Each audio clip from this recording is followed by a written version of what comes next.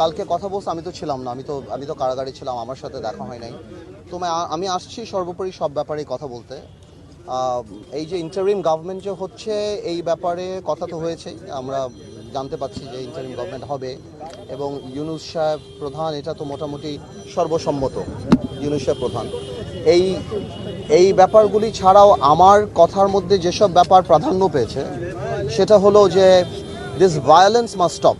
আমি যেটা রাষ্ট্রপতি বলেছি যে উনি গার্ডিয়ান টু দ্য কনস্টিটিউশন এই মুহূর্তে, এবং ওনার নর্মাল সময়ের চেয়ে ওনার এখন দায়িত্ব অনেক বেশি। এবং এই যে মারামারি লুট যেই ঘটনাগুলি ঘটছে সেই জিনিসটাকে যেভাবে হোক বন্ধ করতে হবে। দ্বিতীয়ত মাইনরিটিদের উপর, সেটা হিন্দু সম্প্রদায়ের উপর বিভিন্ন জায়গাতে যে অত্যাচার নিপীড়নগুলি চলছে সেই জিনিসগুলি বন্ধ করতে হবে। পুলিশকে দেখুন, সব পুলিশ তো আর খারাপ না, সব পুলিশ দলীয় হয় না। ছোট ছোট পুলিশ অফিসাররা তারা চাকরি করে, তারা তো আর কিছু জানে না। এটাই বলেছি, যেভাবেই হোক পুলিশকে তার দায়িত্বে ফেরত আনতে হবে। গত 15 বছর 16 বছর একটা সরকার ছিল, এই সরকারের সাথে অনেক ব্যবসায়ী বলেন, অনেকেই বলেন, বিভিন্ন কারণেই সম্পর্ক আছে। সবাই যে দলীয়ভাবে একদম সালমান এফ রহমান বা এসালম এদের মতো কাজ করেছে নট নেসেসারিলি, আরও অনেক আছে। সবার মধ্যে যদি একটা ভয়ভীতি ঢুকে যায় তাহলে এই $1 ট্রিলিয়ন ইকোনমি ভেঙে পড়বে, থেমে যাবে। তো আমি ওনাকে সেটাও বলেছি যে এখন এফবিসিসির সভাপতি যারা বা যারা, এরা কিন্তু হ্যান্ডপিকড, এরা ওই আগের গভর্নমেন্টেরই নিজস্ব লোক, এরা কিন্তু বাংলাদেশের বিজনেস কমিউনিটিকে রিপ্রেজেন্ট করে না। তো আমি মনে করি ভালো বিজনেসম্যান যারা, তাদের সাথে কথা বলা, বিকজ রিজার্ভের অবস্থা খারাপ।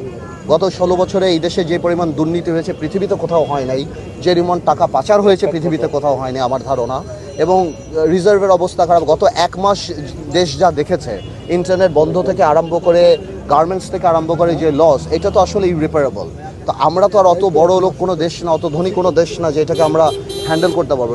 এখন যদি এই ফিয়ার ফ্যাক্টর কাজ করে, এখন যদি সাধারণ বিজনেসম্যানরা, সাধারণ ব্যবসায়ীরা যদি ভয় পেয়ে যায়, তাহলে কিন্তু ইকোনমি একদম ফল করে যাবে এবং এই দেশের আরও অসুবিধা হয়ে যাবে। তো আমি রাষ্ট্রপতিকে এই কথাটা বলেছি, মাননীয় রাষ্ট্রপতিকে, যে আপনি এই জিনিসগুলো অ্যাড্রেস করেন।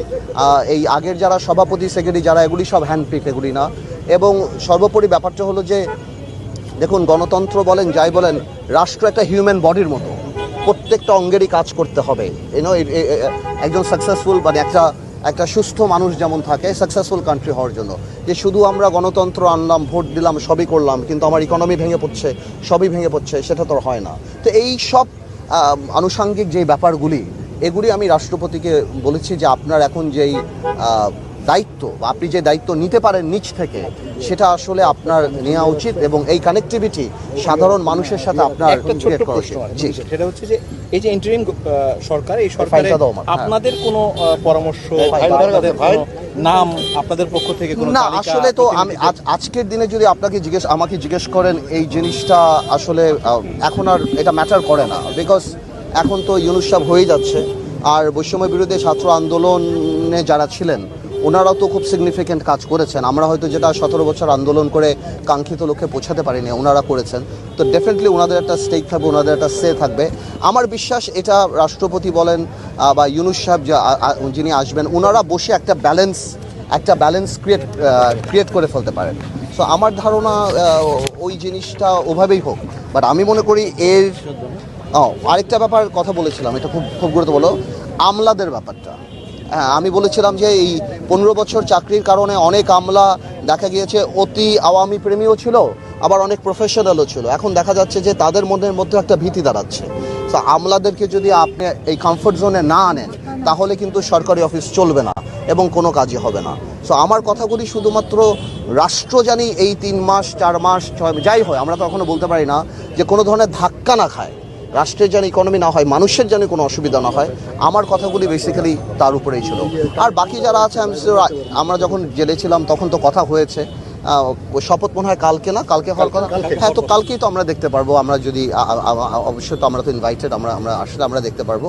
বাট শপথ হোক, একটা নতুন সরকার হোক, ভালোভাবে কাজ হোক, কিন্তু রাষ্ট্রপতির জায়গাটা এই ধরনের সিচুয়েশন অনেক ক্রুশিয়াল।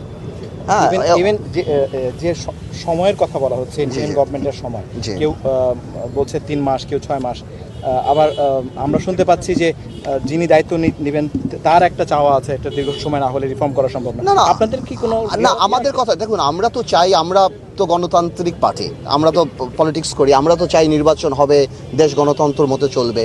বাট এখন যদি ওনারা ডেফিনেটলি যদি মনে করে এটা 3 মাসের জায়গায় বেশি করতে চায়, বা ভ্যালিড রিজন যে কেন তা না করতে চান, কিসের জন্য করতে চান, কি কি আসবে, এটা আসলে আমার মনে হয় প্রত্যেকটা পলিটিক্যাল বা সিগনিফিক্যান্ট পলিটিক্যাল পার্টিদের সাথে কথা বলে যদি ওনারা এটা করেন, আমার মনে হয় এটা বেটার হবে। বাট আমার সাথে এই ব্যাপারে কথা হয় নাই। আমি সবসময় বলেছি, যেহেতু এটা মোটামুটি শেপে চলেই আসছে যে কিনি হচ্ছেন, কারা হবেন বা কারা থাকবেন, তো এই ব্যাপারে আমার কথা বলাটা আসলে এখন আর তেমন গুরুত্ব বহন করে না।